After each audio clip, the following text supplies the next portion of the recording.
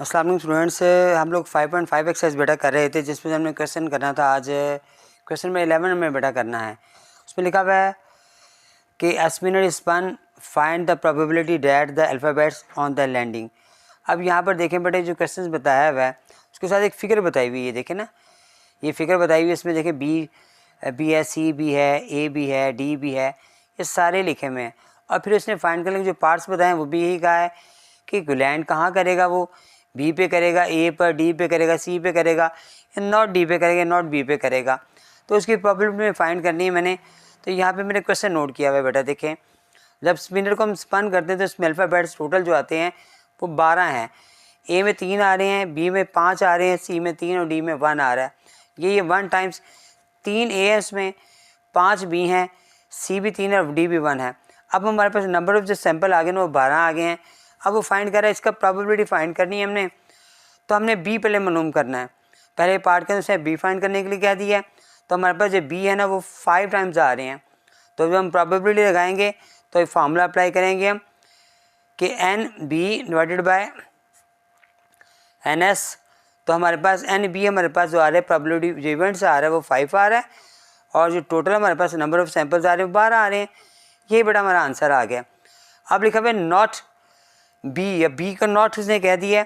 तो हमने अभी पिछले क्वेश्चन में मालूम किया था कि प्रोबेबिलिटी जो बी की है वो 5/12 थी, तो ये हमने निकाली हुई है।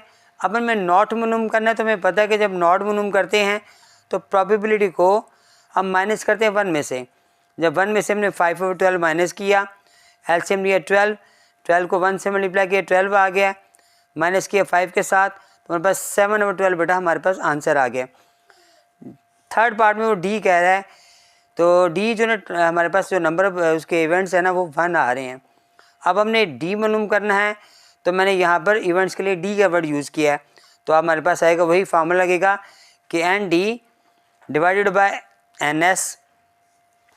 तो 1 ओवर हमारे पास 12 बेटा इसका आंसर आ गया। ठीक हो गया। नेक्स्ट पार्ट में हमें उससे वो कह रहा है कि आपने ए फाइंड करना है, जो कि ए जो हमें पता है कि उसके नंबर ऑफ इवेंट्स कितने हैं, 3 हैं। फार्मूला अप्लाई किया हमारे पास, तो एन ए हमारे पास एन एस आ गया 3/12।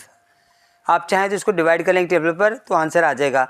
नॉट डी, सबसे पहले हमें पता होना चाहिए प्रोबेबिलिटी डी हमने फाइंड क्या किया था। हमने प्रोबेबिलिटी डी जो फाइंड किया था वो 1/12 था। अब हम क्या करेंगे, जब उसका कंप्लीमेंट मालूम करेंगे, नॉट मालूम करेंगे तो उसे माइनस करेंगे 1 में से। तो 1 में से हमने 1/12 माइनस किया, तो हमारे पास एलसीएम आया 12, और 12 में से 1 माइनस किया तो हमारे पास आ गया 11/12। इसका आंसर आ गया। लास्ट पार्ट में कह रहा है नॉट सी, तो प्रोबेबिलिटी पहले पता होनी चाहिए सी की क्या थी, वो 3/12 थी, पहले फाइंड की हुई है। अब हमने कंप्लीमेंट फाइंड करना, तो हम 1 माइनस करेंगे सी में से, प्रोबेबिलिटी ऑफ सी में से, तो 1/3/12 आ गया। एलसीएम भी हमने 12 के साथ, 12 1 से 12, 3 वो माइनस किया है, तो 9/12 बेटा हमारा आंसर आ गया। नेक्स्ट क्वेश्चन में, क्वेश्चन नंबर 12 में वो क्या कह रहा है कि 3 कैंडिडेट्स हैं ए बी सी के नाम की जगह उन्होंने ABC लिखा हुआ है, और वो एग्जामिनेशन में बैठे हुए हैं, उनकी प्रोबेबिलिटी फाइंड करनी है हमने। ए की भी उसने प्रोबेबिलिटी फाइंड कर दी है।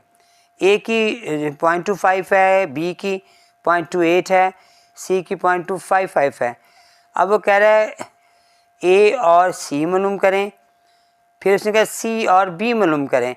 तो आपको याद होना चाहिए था, जब हम और का मालूम करते हैं दरमियान में प्रोबेबिलिटी में और आ जाए तो हम उसे यूनियन करते हैं या प्लस करते हैं। तो हमारे पास क्वेश्चन लिखा हुआ है, मैंने यहाँ पर नोट कर लिया है कि ए की प्रोबेबिलिटी बता दी है, बी की बता दी, सी की बता दी है। अब हमने मालूम करना है पहले पार्ट में ए और सी, तो हमारे पास पहले ए की पता होनी चाहिए थी, ए की तो उसने बताई हुई थी। तो हमारे पास ए की आ रही है और सी की आ रही है, हम दोनों का यूनियन करेंगे कि नहीं प्लस करेंगे। तो पहले हमारे पास 0.25 आ रही थी ए की, जबकि बी सी की हमारे पास आ रही थी 0.55, दोनों को प्लस किया तो 0.80 हमारा आंसर आ गया। सेकंड पार्ट में वो कह रहा है प्रोबेबिलिटी मालूम करें सी और बी की। अब सी हमारे पास ये दी हुई है, बी की भी दी हुई है, यूनियन फाइंड करना है, इन्हें प्लस करना है हमने। सी के हमारे पास थी 0.55, जबकि हमारे पास बी की थी 0.28, दोनों को प्लस किया तो 0.83 बेटा हमारे पास प्रोबेबिलिटी आ गई, हमारे पास क्वेश्चन सॉल्व हो गया।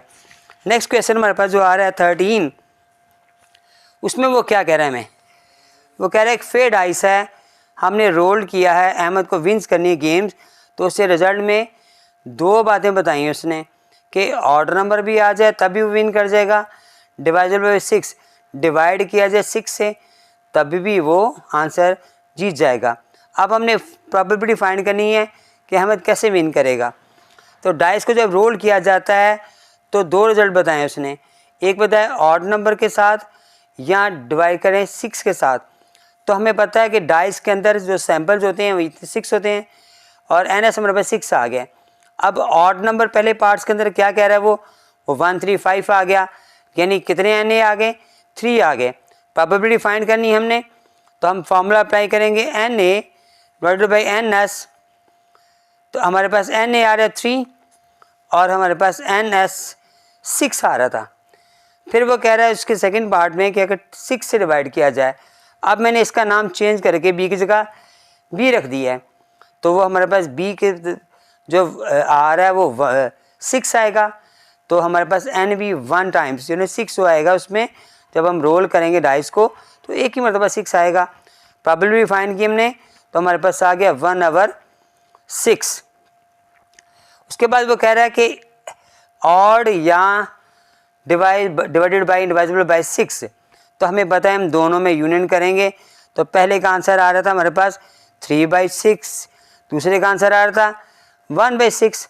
जब हमने दोनों को प्लस किया तो 3 1 4 हो गया और जो कि एलसीएम सेम आ रहा है उसे एक मरतबा लिखा, हमारे पास आंसर आ गया। आप उसे एक नंबर पे डिवाइड कर सकते हैं। नेक्स्ट पे बेटा वो हमें कह रहा है क्वेश्चन नंबर 14 में, यहाँ पे डाइस की बात कर रहा है वो कि डाइस को रोल किया जाए तो प्रोबेबिलिटी जो गेटिंग है उसकी वो 4 और 5 है। यहाँ पे भी और का वर्ड आ रहा है यानी प्लस करना हमने। यहाँ पर भी बेटा हम क्या करेंगे, सैम्पल हमारे पास 6 आ गए, हमारे पास 4 और 5 हमने फाइंड करना है। तो पहले हम प्रोबेबिलिटी जो करेंगे 4 की करेंगे, तो हमें पता है 4 की वो कितनी दफ़ा आ रहा है, 1 टाइम आएगा। प्रोबेबिलिटी फाइंड की तो 1/6 आ गया। जब हमने दूसरे नंबर की 5 की तो उसकी प्रोबेबिलिटी भी 1 है क्योंकि वो 1 टाइम हमारे पास आएगा, तो इसकी भी 1/6 आ गई। पहले फार्मूला अप्लाई करेंगे आप। फिर हमने दोनों का यूनियन निकाला, 4 और 5 का यूनियन ऐसे लिख लें या ऐसे लिख लें आप। तो हमने क्या किया 1/6 में प्लस किया 1/6, तो क्योंकि 6 एलसीएम सेम आ रहा है तो 1 टाइम आएगा, ऊपर 1 1 प्लस होगा तो 2 हमारा आंसर आ जाएगा बेटा। 15 क्वेश्चन के अंदर में वो क्या कह रहे हैं, यहाँ वो हमसे कह रहा है 15 क्वेश्चन है, bag contains 3 red hair pins हैं, 5 ब्लैक पिन हैं, 5 ग्रीन्स हैं, 2 ब्लू हैं। अब प्रोबेबिलिटी फाइंड करनी है उसने, रेड पिन और blue pin, green pin and, यहाँ पर वर्ड एंड आ रहा है और नहीं आ रहा, ब्लैक पिन। और यहाँ पे एक सेम ऑर्डर लिखा भी हुआ है उसने। अब हमारे पास जो बैग के अंदर कौन कौन सी पिन्स हैं, ब्लैक पिन है 5, ग्रीन है 5, ब्लू 2 हैं, रेड 3 हैं। अब हमने एनएस कितना हो गया, सबको प्लस किया तो 15 हो गया। तो रेड और ब्लू मालूम करना है, तो पहले हमें रेड मालूम करना चाहिए फिर ब्लू करना चाहिए। अब हमें पता होना चाहिए कि रेड का क्या है, तो रेड हमारे पास 3 आ रहा है, ये लिखा हुआ है 3 और टोटल हमारे पास आ रहे हैं 15, तो हमारे पास आज का जवाब आ गया 3/15। जबकि वो ब्लू पेन की बात कर रहा है तो ब्लू पेन हमें पता है कि वो आ रही है 2 आ रही है, तो 2/15 इसका आंसर आ गया। अब हमने जब इसको यूनियन किया तो 3/15 को प्लस कर दिया 2/15 के साथ, चूँकि एलसीएम सेम आ रहा है इसलिए 3 to 5 आ जाएगा और 15 सिंगल टाइम आ जाएगा। नेक्स्ट पार्ट में वो कह रहा है ग्रीन एंड ब्लू पिन, यहाँ पर एंड का वर्ड आ रहा है। तो ग्रीन कितने हमारे पास थे, ग्रीन हमारे पास 5 थे, टोटल हमारे पास 15 थे, तो 5/15 आ गया। तो ये हमारे पास 5/15 आ गया। अब आगे कह रहा है ब्लैक, तो ब्लैक में पता थी वो 5 पिन थी, तो टोटल हमारे पास 15 आ रहे हैं, तो हमारे पास ब्लैक पिन जो आ गई हैं वो भी 5/15 आ गई हैं। ठीक है बेटा, चूँकि दोनों का सेम ऑर्डर था। अब हमने चूँकि इसको एंड करना है तो एंड का मतलब मल्टीप्लाई करना है, तो हम क्या करेंगे 5/15 को मल्टीप्लाई करेंगे 5/15 के साथ, तो जो हमारे पास आंसर आ जाएगा 5 5 25 और 15 15 are 225, ये बेटा हमारा आंसर आ जाएगा जो मल्टीप्लाई करने पर आएगा। ऊपर से ऊपर वाली वैल्यू को मल्टीप्लाई किया और नीचे से नीचे वाली वैल्यूज़ को मल्टीप्लाई किया। क्वेश्चन नंबर 16 के अंदर वो क्या कह रहा है, यहाँ वो कह रहे हैं कॉइन है, वो टॉस किया है, डाइस को रोल किया है, प्रोबेबिलिटी गेटिंग हेड। जब वो टॉस करता है किसी कॉइन को तो हेड आएगा, और अगर रोल करता है कॉइन को तो 4 आएगा।